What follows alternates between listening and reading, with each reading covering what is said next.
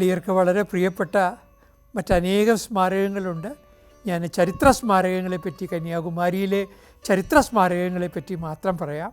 വളരെയധികം ആളുകൾ പോകുന്ന ഒരു പത്മനാഭപുരം കൊട്ടാരം കഴിഞ്ഞാൽ പോകുന്ന ഒരു സ്ഥലമാണ് അവിടെയുള്ള ചിതറാൽ എന്ന് പറയുന്ന സ്ഥലം.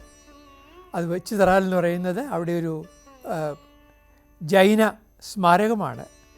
അതൊരു കേവ് ടെമ്പിളാണ്. ചിതറാലമ്മ എന്ന് പറയുന്നത് പത്മാവതി യക്ഷിയാണ്. ആ പത്മാവതി യക്ഷി പിൽക്കാലത്ത് ഭഗവതിയായിട്ട് ആളുകളെ സങ്കല്പിച്ച് ഭഗവതിയായിട്ട് പൂജിച്ചു വരുന്നു. അവിടെ ആ ഗുഹാക്ഷേത്രത്തിൻ്റെ ഒരു ഭാഗത്തായിട്ട് നമുക്ക് പാർശ്വനാഥനെ പോലെ, മഹാവീരനെ പോലെയുള്ള തീർത്ഥങ്കരന്മാരുടെ ശില്പങ്ങൾ കാണാൻ പറ്റും. അവിടെയും ഒരു പത്മാവതി യക്ഷിക്ക്, അതുപോലെ പത്മാവതി യക്ഷി എന്ന് പറയുന്നത് പാർശ്വനാഥൻ്റെ യക്ഷിയാണ്. അവിടെയും മനോഹരമായൊരു ശില്പമുണ്ട്. ഈ ചിതറാലിലെ ശില്പങ്ങൾ കൊത്തിവെച്ച ആളുകളുടെ പേരും, അതായത് ശില്പികളുടെ പേര് അവിടെ തന്നെ എഴുതി വച്ചിട്ടുണ്ട്.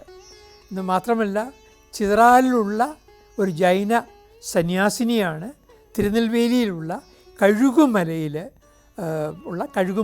ജൈന ക്ഷേത്രത്തിൽ അവിടെയും ശില്പങ്ങൾ ഉണ്ടാക്കിയത്. അതിൽ നിന്ന് നമുക്കൊരു കാര്യം മനസ്സിലാവും, കഴുകുമലയും ഈ ചിതറാലുമായിട്ട് കൊടുക്കലും വാങ്ങലും എല്ലാം മുൻകാലത്ത് ഉണ്ടായിരുന്നു. അതുപോലെ തിരുനന്ദിക്കര എന്ന് പറയുന്ന ഒരു ഗുഹാക്ഷേത്രം വളരെ പ്രശസ്തമാണ്. തിരുനന്ദിക്കര എന്ന് പറയുന്നിടത്ത് ശിവക്ഷേത്രവും ഉണ്ട്, അതുപോലെ അവിടെ ഒരു ഗുഹാക്ഷേത്രമുണ്ട്. ഗുഹാക്ഷേത്രവും ശിവക്ഷേത്രം തന്നെയാണ്. അവിടെയാണ് കേരള ശൈലിയിലുള്ള ഏറ്റവും പഴയ ചുവർച്ചിത്രങ്ങൾ നമുക്ക് കാണാൻ സാധിക്കുന്നത്. വേറെയും അനേക ക്ഷേത്രങ്ങളുണ്ട്. നീലകണ്ഠസ്വാമി ക്ഷേത്രം പത്മനാഭപുരത്ത് തന്നെയാണ്.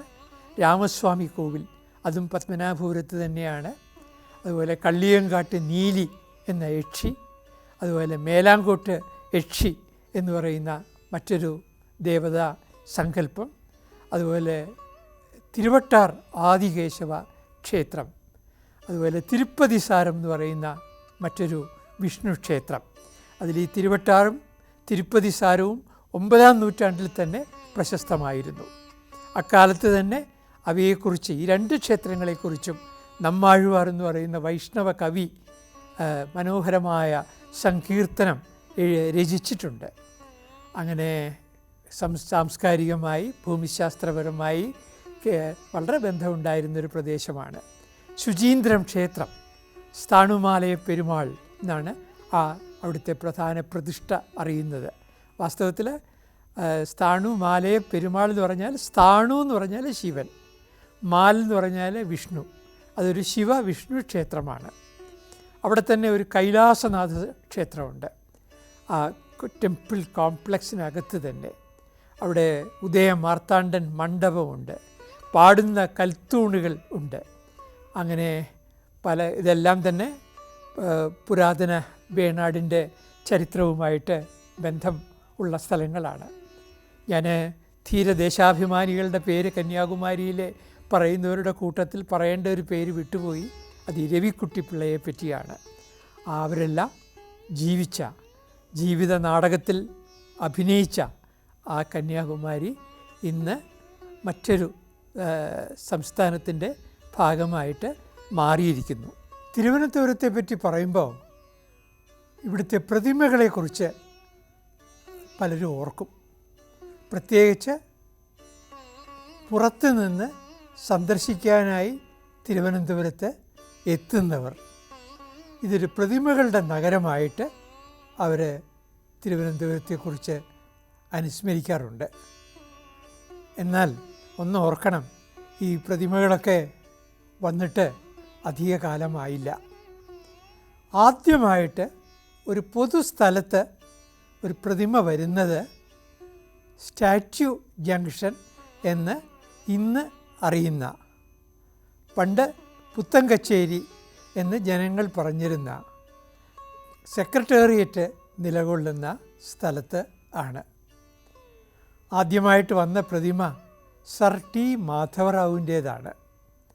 നമുക്കൊക്കെ അറിയാം, സർ ടി മാധവറാവു അതിപ്രഗത്ഭനായ ഭരണാധികാരിയായിരുന്നു.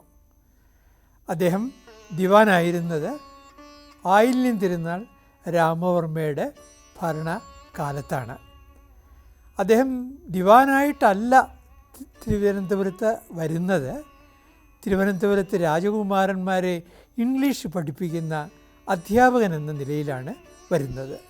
രാജകുമാരന്മാർ എന്ന് പറഞ്ഞാൽ ആയില്യം തിരുനാൾ രാമവർമ്മയും വിശാഖം തിരുനാൾ രാമവർമ്മയും. അവർക്ക് 2 സഹോദരന്മാർ കൂടിയുണ്ട്. ഈ 2 പേർക്കും ഭരണാധികാരം നിഷേധിക്കപ്പെടുകയാണ് ഉണ്ടായത്. ബുദ്ധിസ്ഥിരത ഇല്ല എന്ന റിപ്പോർട്ടുകളുടെ അടിസ്ഥാനത്തിൽ. അപ്പോൾ ഈ 4 രാജകുമാരന്മാരെ പഠിപ്പിക്കാൻ വേണ്ടിയിട്ടാണ് മാധവറാവു തിരുവനന്തപുരത്ത് വരുന്നത്. എന്നാൽ മാധവറാവു തിരുവനന്തപുരത്തെ രാജകുടുംബത്തിന് വളരെ സുപരിചിതനായിരുന്നു. അതിന് കാരണമുണ്ട്. മാധവറാവുവിൻ്റെ പിതാവും മാധവറാവുവിൻ്റെ പിതൃ സഹോദരനും നേരത്തെ തിരുവിതാംകൂറിലെ ദിവാന്മാരായിരുന്നു. ഇവരെല്ലാവരും ഈ തഞ്ചാവൂരിനടുത്തുള്ള കുംഭകോണം സ്വദേശികളാണ്. എന്നാൽ ഇവർ മറാഠ വംശജരാണ്. ഇവിടെ ഒരു കാര്യം ഓർക്കേണ്ടതായിട്ടുണ്ട്. മറാഠ വംശജർ ഒരു കാലത്ത് തെക്കേ ഇന്ത്യയിലെ തഞ്ചാവൂർ പ്രദേശങ്ങൾ ഭരിക്കുകയുണ്ടായി. അവിടെ നടന്ന ഒരു അരാജകത്വത്തിൻ്റെ നാളുകളിലാണ് ഈ മറാഠ രാജാക്കന്മാർ, അവരെ ശരഭോജി രാജാക്കന്മാർ എന്നും പൊതുവെ പറഞ്ഞിരുന്നു, അവർ അവിടുത്തെ ഭരണാധികാരികൾ ആവുന്നത്. അവരോടൊപ്പം ഈ മറാഠ ബ്രാഹ്മണരായിട്ടുള്ള കുറച്ചധികം ആളുകൾ അവരോടൊപ്പം ഈ തഞ്ചാവൂരിലേക്കും കുംഭകോണത്തേക്കും കുടിയേറുകയുണ്ടായി. അവർ ക്രമേണ ഇവരുടെ ഉപദേഷ്ടാക്കളായിട്ടും പ്രധാനപ്പെട്ട ഉദ്യോഗസ്ഥന്മാരായിട്ടും ഒക്കെ അവർ മാറി. അവർ നന്നായിട്ട് ഇംഗ്ലീഷ് കൈകാര്യം ചെയ്യുന്നവരായതുകൊണ്ട് ഈസ്റ്റ് ഇന്ത്യ കമ്പനിക്ക് ഇവരോട് പ്രത്യേകിച്ച് താല്പര്യമായിരുന്നു. അന്നത്തെ കാലത്ത് നാട്ടുരാജ്യങ്ങളുടെ ദിവാന്മാരെ നിയോഗിച്ചിരുന്നത് റെസിഡൻ്റന്മാരായിരുന്നു. അതായത് നാട്ടുരാജ്യത്തിൻ്റെ മേൽനോട്ട ചുമതലയുള്ള ബ്രിട്ടീഷ് റെസിഡൻ്റാണ് ഈ ദിവാനെ നിയമിക്കുന്നത്. അതിന് കാരണവുമുണ്ട്. ദിവാൻ ഒന്നാമതായിട്ട് ആൻസറബിൾ ആയിരിക്കുന്നത്, അല്ലെങ്കിൽ കാര്യങ്ങൾ ഉത്തരം ബോധിപ്പിക്കേണ്ടത്, വിശദീകരണങ്ങൾ നൽകേണ്ടത് റെസിഡൻറ്റിനോടാണ്. രാജാവ് എന്ന് പറഞ്ഞാൽ ഒരു ഗ്ലോറിഫൈഡ് പൊസിഷനാണ്. പക്ഷേ ഈ പറയുന്ന അധികാരമൊന്നും രാജാവിന് ഇല്ല. എന്നാൽ ഇതിന് വിരുദ്ധമായി ചില രാജാക്കന്മാർ അധികാരം ഉപയോഗിച്ചിരുന്നു. അതിലൊരാളായിരുന്നു തിരുവിതാംകൂറിലെ ഭരണാധികാരിയായ ആയില്യം തിരുനാൾ രാമവർമ്മ.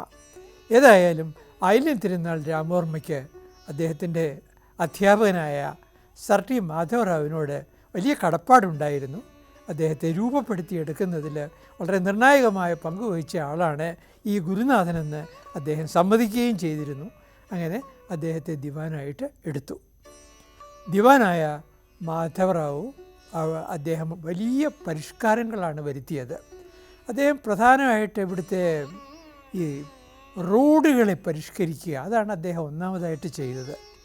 അദ്ദേഹം ഒരു നെടുമങ്ങാട് ചുരുളക്കോട് റോഡ്, NS റോഡ് എന്ന് പറഞ്ഞിട്ടൊരു റോഡ് അദ്ദേഹം നിർമ്മിക്കുകയും അത് സമയബന്ധിതമായി പൂർത്തിയാക്കുകയും ചെയ്തു. അദ്ദേഹമാണ് ഒരർത്ഥത്തിൽ ആധുനിക തിരുവനന്തപുരത്തിൻ്റെ സൃഷ്ടാവ്.